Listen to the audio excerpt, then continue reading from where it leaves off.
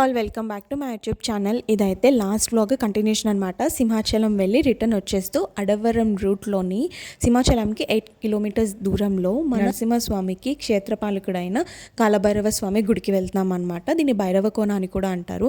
ఇది మనకి అడవరం సొంట్యం వెళ్ళే రూట్లో ఉంటుంది. అండ్ ఈ టెంపుల్ ఏంటి అంటే మనం త్రూ వాకే వెళ్ళాలి. 2 కిలోమీటర్స్ నడుచుకొని వెళ్ళాలన్నమాట. కొంచెం వెళ్ళడం కష్టమే.